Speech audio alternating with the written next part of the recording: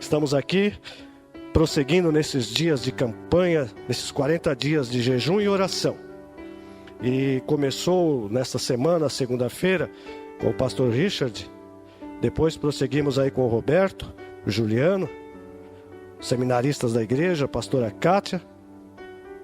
Depois tivemos a presbítera Célia também, o Márcio, o irmão Márcio, missionário. E hoje estou aqui, o menor, na casa do meu pai. Espero poder chegar perto desses irmãos que trouxeram aí a mensagem do Senhor, a palavra de Deus, e transmitir na mesma proporção para os irmãos o recado do Senhor neste domingo, que é o culto da família.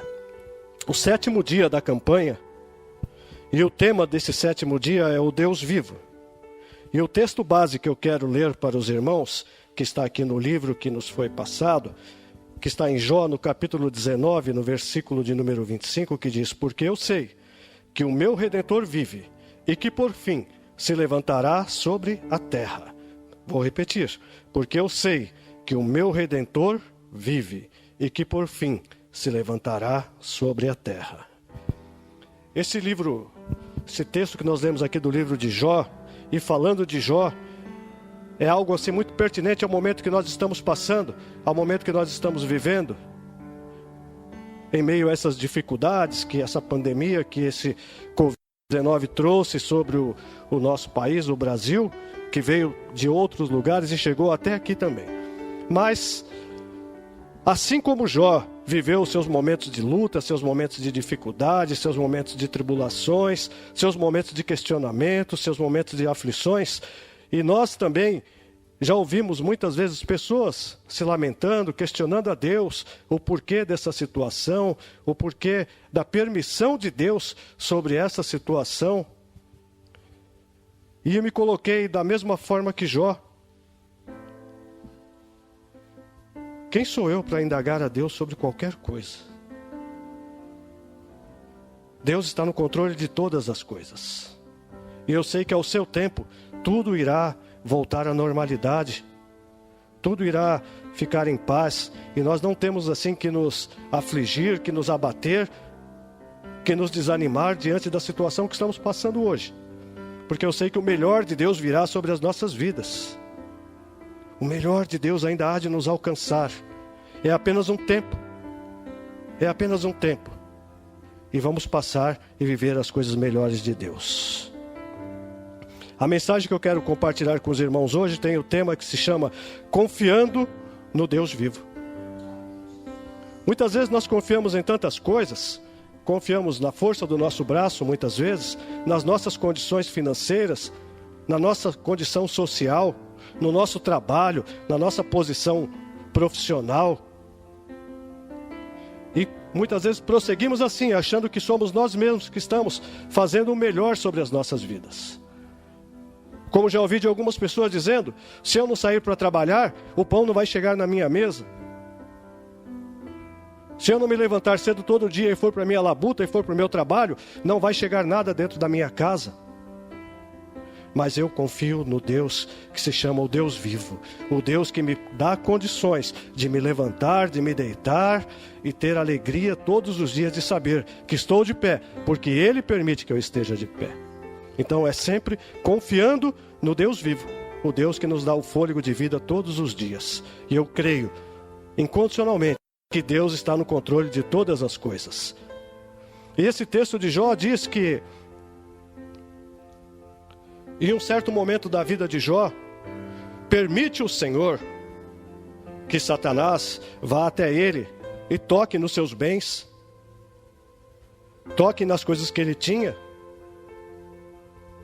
E como tem acontecido hoje em muitas pessoas, pessoas que se firmavam somente naquilo que têm, nas suas posses, nas suas riquezas, e hoje estão vivendo uma certa dificuldade, porque não podem mais fazer movimentações de tudo isso.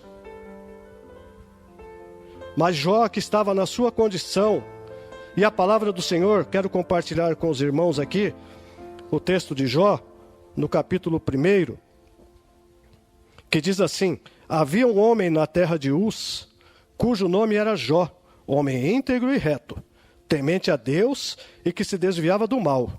Nasceram-lhe 7 filhos e 3 filhas.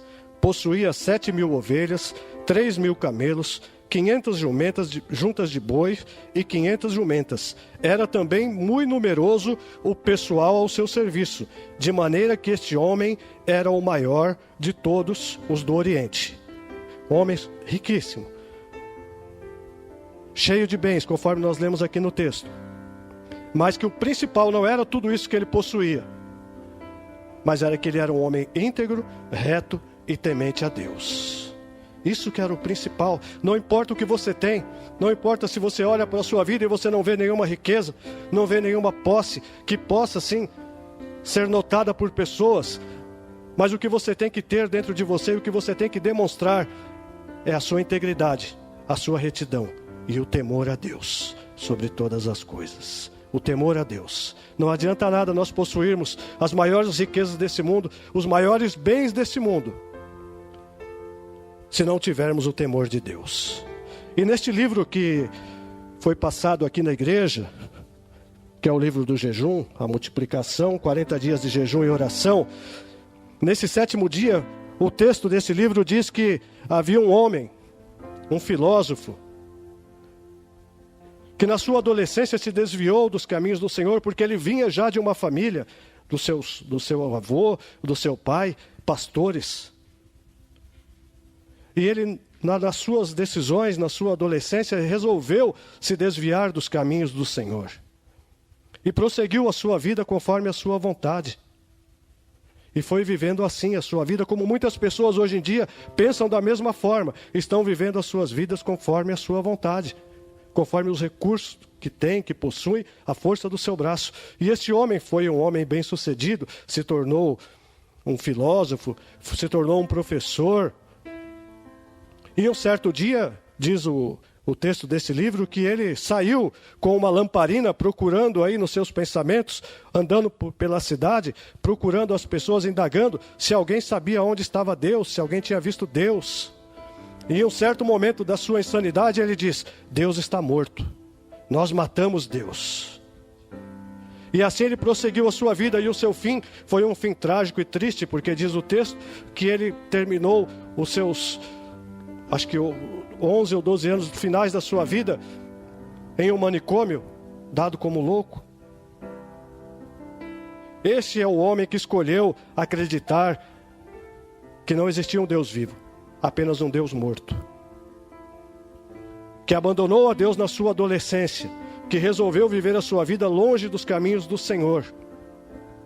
E muitas pessoas que nós conhecemos acreditam dessa mesma forma, que Deus está morto, que Deus não existe, que se eles não fizerem por si mesmos não vai acontecer nada, não vai ter o recurso, não vai ter nada. Mas uma coisa eu posso dizer para você: Deus está vivo.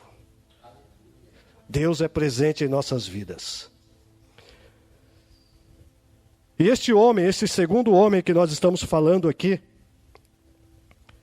que é Jó, que passou por todas as aflições, mesmo diante de todas as suas riquezas, todos os seus bens, diz o texto da Bíblia que um dia Satanás chega diante do Senhor, diante de Deus, e começa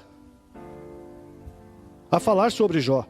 E Deus, o próprio Deus, diz a Satanás: viu lá o meu servo Jó? Homem íntegro, homem reto, homem temente a Deus.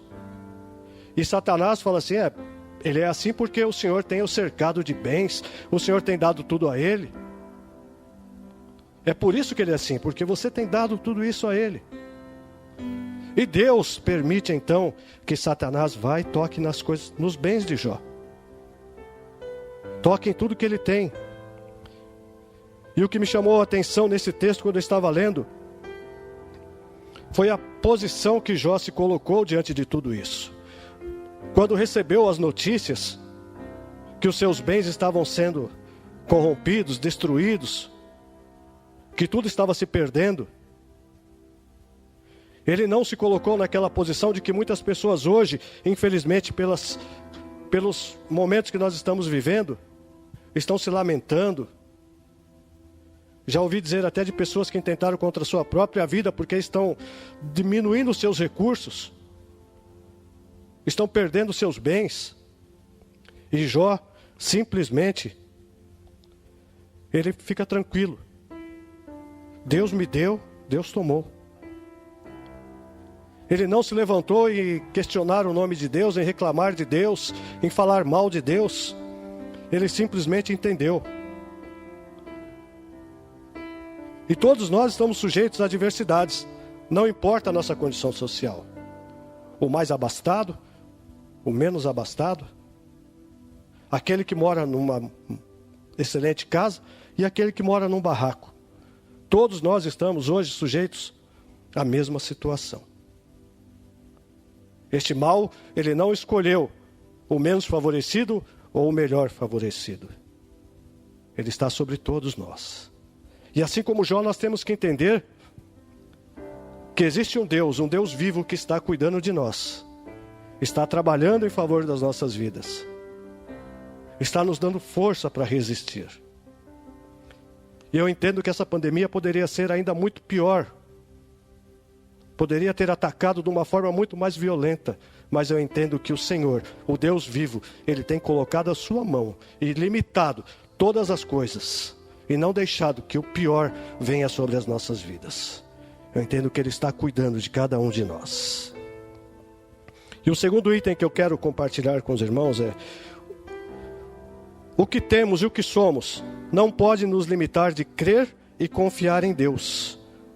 E ainda nesse texto de Jó, no capítulo 1, versículo 13 em diante, diz assim: sucedeu que um dia em que seus filhos e suas filhas comiam e bebiam na casa do irmão primogênito, que veio um mensageiro de Jó e lhe disse: os bois lavravam e as jumentas pasciam junto a eles. De repente deram sobre eles os sabeus e os levaram e mataram os servos a fio da espada. Só eu escapei para trazer-te a nova. Falava este ainda quando veio o outro e disse: fogo de Deus caiu do céu e queimou as ovelhas e os servos e consumiu. Só eu escapei para trazer-te a nova. Falava este ainda quando veio o outro e disse: dividiram-se os caldeus entre 3 bandos, deram sobre os camelos, os levaram e os mataram, aos servos a fio da espada. Só eu escapei para trazer-te a nova. Também este falava ainda quando veio o outro e disse: estando teus filhos e tuas filhas comendo e bebendo vinho em casa do irmão primogênito, eis que se levantou um grande vento do deserto e deu nos 4 cantos da casa, a qual caiu sobre eles e morreram. Somente eu escapei para trazer-te a nova. Então Jó se levantou, rasgou o seu manto, rapou a cabeça e lançou-se em terra e o adorou. E disse: nu saí do ventre da minha mãe, e nu voltarei. O Senhor deu e o Senhor tomou. Bendito seja o nome do Senhor. Em tudo isso Jó não pecou, nem atribuiu a Deus falta alguma. Jó, diante de todas dessas adversidades, perdeu seus filhos. Os filhos, para nós que somos casados, que já temos filhos, é a maior riqueza que Deus nos concede. Talvez você possa ter um carro do último ano, do melhor modelo, o mais bonito, mas os filhos valem muito mais do que o ouro e do que a prata, do que qualquer outra coisa que nós podemos adquirir em nossa vida. E quando eu estava lendo esse texto, a menção dessa parte de que os seus filhos foram mortos, soprou o vento e caiu a casa sobre eles e matou a todos. Eu fiquei imaginando como será que nós nos sentiríamos. E Jó simplesmente diz: nu saí do ventre da minha mãe, nu voltarei. O Senhor deu e o Senhor tomou. Bendito seja o nome do Senhor. Em nada ele levantou a sua voz para se agravar com Deus, para dizer mal do Senhor. Ele simplesmente entendeu que Deus tem controle sobre todas as coisas. O Deus vivo está controlando todas as coisas em nossas vidas. Terceiro item: as aflições podem nos fazer nos lamentarmos e até contender com Deus. É muito fácil entender que, diante da situação que nós estamos vivendo hoje, muitas pessoas até desacreditam que Deus possa estar no controle de todas as coisas. Muitas pessoas podem até dizer que Deus não existe. Ou até como aquele filósofo alemão disse, que Deus está morto. Mas eu acredito que esse Deus todo-poderoso, esse Deus vivo, Ele está sob o controle de todas as coisas em nossas vidas. E que nós não devemos nos lamentar, nos queixar diante de Deus por nada. Eu confesso para os irmãos que é difícil.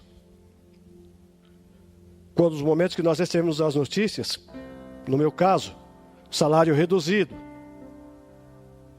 Os filhos não reduziram, eles estão lá, eles têm que comer do mesmo jeito. Mas o Senhor está no controle de todas as coisas. Muitas vezes os nossos rendimentos reduziram, mas as nossas contas continuam as mesmas e nós temos que pagar também. Mas nem por isso eu vou chegar diante de Deus e falar que Deus não existe, que Deus está morto, que não existe esse Deus vivo, e me jogar nas lamentações, nas aflições, achando que Deus não pode fazer nada. Eu tenho certeza que Deus está cuidando de cada detalhe, de cada um de nós. E desde esse primeiro dia até hoje não faltou nada em nossa casa, não tem faltado nada. E eu creio que o Senhor não permitirá que nada venha a faltar. Então eu, assim como Jó, eu só tenho a agradecer a Deus por tudo e nada tenho a agravar ao Senhor.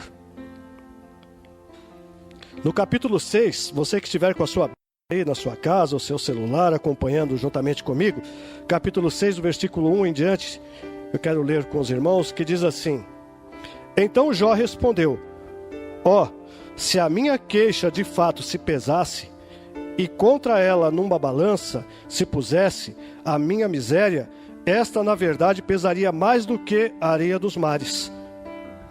Por isso é que as minhas palavras foram precipitadas. Muitas vezes nós também fazemos assim, nos precipitamos em achar que não vai dar certo, que tudo vai ficar perdido, que vai ficar complicado. E agora, como que eu vou fazer para manter a minha família? Como que eu vou fazer para manter a empresa? Como que eu vou fazer para manter a minha loja, o meu comércio? Nós não temos que nos queixar de nada. Temos que apenas deixar tudo nas mãos do Senhor, confiar nesse Deus vivo que pode todas as coisas, que está no controle de todas as coisas. É apenas isso que nós temos que fazer. Assim como Jó, nós nos precipitamos em querer nos queixar diante de Deus de qualquer situação que estejamos passando. Temos que entender o tempo do trabalhar de Deus. Quarto item: devemos sempre ter a nossa confiança no Deus vivo e nos mantermos íntegros e retos perante a Ele. Jó, no capítulo 42, se puder abrir comigo, nós vamos ler alguns versículos aqui.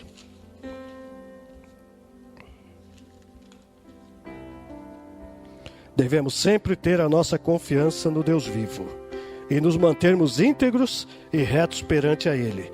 42, do versículo 1 em diante, diz assim: Então respondeu Jó ao Senhor: Bem sei que tudo podes, e nenhum dos teus planos pode ser frustrado. Quem é aquele, como disseste, que sem conhecimento encobre o conselho? Na verdade falei do que não entendia, coisas maravilhosas demais para mim, coisas que eu não conhecia. Escuta-me, pois, havias dito, e eu te falarei, e te perguntarei, e tu me ensinarás. Eu te conhecia só de ouvir, mas agora os meus olhos te veem. Por isso me abomino e me arrependo no pó e na cinza. Confiar em Deus em todo o tempo. Acreditar que Deus é poderoso. Ele tem o controle de todas as coisas. Nesse livro de Jó, da onde paramos lá do capítulo 6, até aqui, Jó fez muitos questionamentos com Deus. Jó perguntou para Deus muitas coisas a respeito da sua situação, o porquê que ele estava passando por aquilo, o porquê que ele estava vivendo em tudo aquilo. Chegou um ponto que a sua esposa, diante de todo o seu sofrimento, quando em uma das adversidades que veio sobre ele, a lepra, veio a enfermidade sobre o seu corpo, e a sua esposa diz: deixa de lado a sua integridade, amaldiçoa logo esse teu Deus e morre. E Jó diz que não. Ele continua firme com Deus. ele continua reto ao Senhor, ele continua íntegro, mesmo diante das suas dificuldades. Eu imagino se fosse um de nós, que estivéssemos no lugar de Jó, vendo seu corpo todo tomado pela lepra, olhando para trás e vendo tudo que tinha sido levado embora, seus filhos, seus bens. Qual é a forma que nós nos comportaríamos? Hoje, por um momento de dificuldade, por um mês e pouco aí que estamos passando, com os comércios fechados, com uma certa dificuldade, muitas pessoas já estão aí desesperadas, querendo tentar contra a sua própria vida. Muitas pessoas estão aí desacreditando que Deus existe, que Deus está no controle da situação. Muitas pessoas estão aí se inflamando contra Deus. Imagina então se estivéssemos vivendo tudo isso que Jó viveu em sua vida. E traçamos esses dois paralelos onde um homem que diz que Deus estava morto, que Deus não existia, terminou em um fim trágico, em um fim terrível. Mas eu e você, que confiamos em Deus, que acreditamos que esse Deus está vivo e que Ele age sobre as nossas vidas e que Ele cuida de cada um de nós e que Ele nos deu o direito à salvação, nos deu o direito de viver, nos deu o direito de sermos reconhecidos como escolhidos de Deus, como separados por Ele. Nós temos que somente agradecer a esse Deus vivo, todos os dias em nossas vidas. E como este é um Deus que não nos abandona, é um Deus que trabalha em meu favor e ao teu favor, Ele não deixa a sua obra por incompleto. Ele vai completar a sua obra. Ele vai concluir os seus planos. E assim foi na vida de Jó. O quinto item, o Deus vivo muda a nossa sorte. Se eu fosse olhar para trás, se eu fosse fazer uma retrospectiva da minha vida, do que eu já fui e do que eu sou hoje, eu só tenho motivos de agradecer ao Senhor. Antes eu era um homem só, e o Senhor me permitiu uma família, mulher e filhos. Então eu só tenho motivos de agradecer a Deus por tudo que Ele tem feito. O Senhor permitiu dentro do tempo certo. Eu conheço tantas pessoas que se casaram aos 18 anos, aos 19 anos. Se casaram cedo. O Senhor me permitiu eu viver solteiro até os 33 anos. E ali sim Ele me deu a oportunidade de encontrar uma mulher que se sujeitasse. Estamos juntos até hoje. Inclusive essa semana, dia 24, estaremos aí completando 23 anos de casado. E eu só agradeço a Deus por tudo isso, por ela ter me suportado por todo esse tempo. Eu espero chegar bem mais adiante, 50, 60, porque eu também essa semana estarei ficando um pouquinho mais velho. Na quarta-feira eu faço meus 56 anos de idade. Enquanto o Senhor me der o fôlego de vida, eu quero estar ao lado dela, ao lado das minhas filhas, ao lado do meu filho. E assim como Jó, somente agradecer a Deus por tudo, e não abrir a minha boca para lamentar de nada, e sim simplesmente agradecer pelos livramentos, por tudo que Ele tem feito e pelo muito que Ele ainda fará. Só tenho motivos a agradecer a Deus por tudo. E Jó, ainda no capítulo 42, do versículo 7 em diante, diz assim: Tendo o Senhor falado estas palavras a Jó, o Senhor disse também a Elifaz, o temanita: A minha ira se acendeu contra ti e contra os teus dois amigos, porque não dissestes de mim o que era reto com o meu servo Jó. Tomai, pois, 7 novilhos e 7 carneiros, e ide ao meu servo, e oferecei-lhe holocaustos por vós. O meu servo Jó orará por vós, porque dele aceitarei a intercessão, para que eu não vos trate segundo a vossa loucura, porque vós não dissestes de mim o que era reto, como o meu servo Jó. Então Elifaz, o temanita, e Bildade, o suíta, e Zofar, o naamatita, e o fizeram como o Senhor lhe ordenara, e o Senhor aceitou a oração de Jó. Mudou o Senhor a sorte de Jó, quando este orava pelos seus amigos, e o Senhor lhe deu em dobro tudo o que antes possuíra. Então vieram eles todos, os seus irmãos e todas as suas irmãs, e todos quantos antes conheceram, e comeram com ele em sua casa, e se condoeram dele, e o consolaram de todo o mal que o Senhor lhe havia enviado. Cada um lhe deu dinheiro e um anel de ouro. Assim abençoou o Senhor o último estado de Jó, mais do que o primeiro, porque veio a ter 14.000 ovelhas, 7.000 camelos, 1.000 juntas de bois e 1.000 jumentas. Também teve outros 7 filhos e 3 filhas. Chamou o nome da primeira Gemima, o da outra Késia, e o da terceira Querem, Apuque. Em toda aquela terra não se acharam mulheres tão formosas como as filhas de Jó. E seu pai lhes deu herança entre seus irmãos. Depois disso viveu Jó 140 anos, e viu a seus filhos e aos filhos de seus filhos, até a 4ª geração. Então morreu Jó, velho e farto de dias.